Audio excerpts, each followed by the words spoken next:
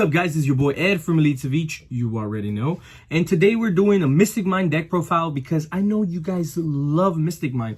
Mystic Mine being one of the most busted decks in every format, any format possible. And it's one of the toughest decks to play against. It's one of the best decks that there ever has been.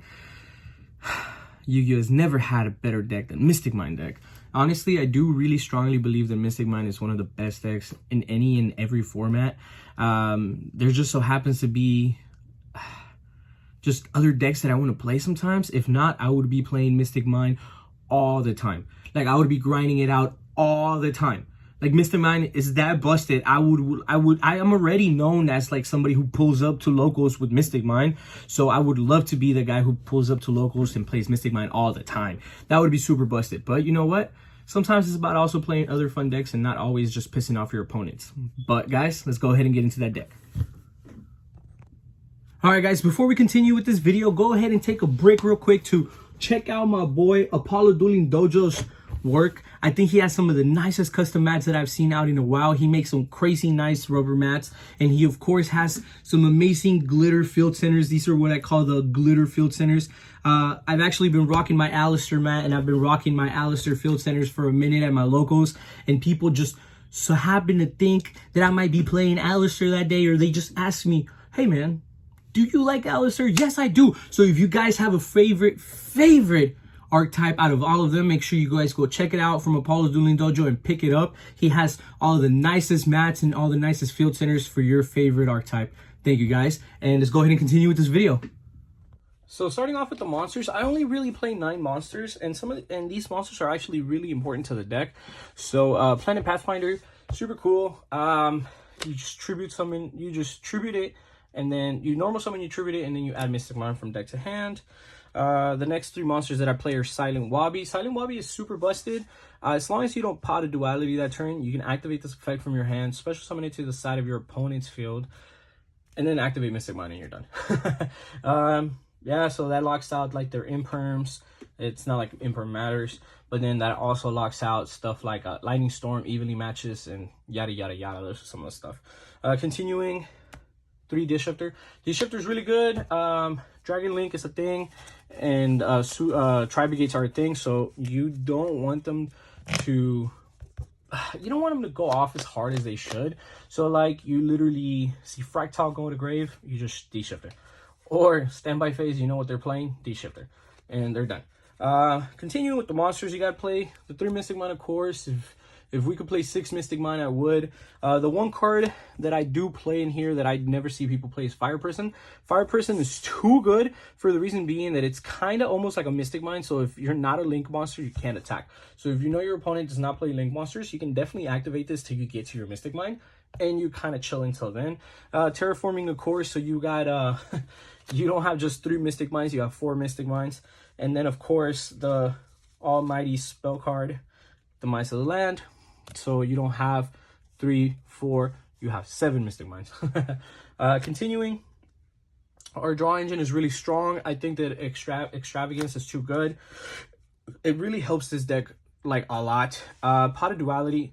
I play these pots and I don't play the new ones because honestly, bro, I like Pot of Extravagance better in this specific deck because you draw 2 instead of just looking and only drawing 1, because it doesn't matter if you banish 6 cards, you're only going to look at the top 6 cards from the new pot and only add 1. With this, you can technically draw 2 cards, and it could be things like this, or it can be things like this, anything. But drawing 2 cards for me is just more beneficial in this deck than looking at the top 6. Dark Ruler No More, it's too good. You let your opponent build a board, and then you hit it. So I did that against my buddy Charlie today when he was playing Tri-Brigates, and I Dark Ruler No More. He had Simmelborg, he had the Avion, and then he also had Appaloosa. And I just Dark Rulered, and then I activated Mystic Mine, and I ended my turn. Field Barrier, I cut it down to 2. A lot of people really like Field Barrier, but the more and more that I play with Mystic Mine, sorry about the camera shake, I started to believe that this card is just not good. For the reason being that, yeah, they're just going to banish the Mystic Mine with like the Paleozoic banish card. Dynamiscus, or they're just gonna go Cosmic Cyclone. And if they do that, you're still gonna have this up, and you can't activate another Mystic Line. And I hate that. So that sucks. Old Man, of course, being one of the strongest cards in this deck, and actually one of my only cards in this deck that I play that it burns. Heart Beast and Call By. Call By actually came in clutch today. I was playing one of my opponents, and he ashed me where I needed my draw, and I just called by, and I was like, oh my god, this one-off is too strong. Let's go. For the last couple of cards. Metaverse, Red Reboot, 2 Curse Seals, 2 Dark Bribes, and 3 Judgments. I think this ratio is so much more better than any of the other ratios that I've seen a lot of people play. Red Reboot being too strong, and then Metaverse just, of course, being another way to get into Mystic Mine. This deck is too good, too strong, and if your opponent's not prepared for it, he's definitely gonna take an L to the face. It could be during game 1 or game 2, it doesn't matter. If you scoop up game 1 and you don't let your opponent see what you're playing, you're probably gonna be chilling on game 2. For my extra deck, you play 5 random monsters, and then you play 5 more random monsters, and then you play 5 more random monsters. These monsters are super important because you can choose them to be anything you want, and it doesn't even matter. Straight up, just choose whatever you want, bro. It doesn't matter. You don't necessarily need to like summon out anything. No, I don't play super poly targets. You just do this and you're chilling. After that, of course, for my side deck, Pregatops. Pregatops too strong. 3 Night Beams, because if you know what they're playing, which is like a back row heavy deck, and you Night Beam a card you know that it's supposed to be there, you're kind of chilling. Mystic Mine. Evenly Match. My boy Tormenta Fuerte del Polvo.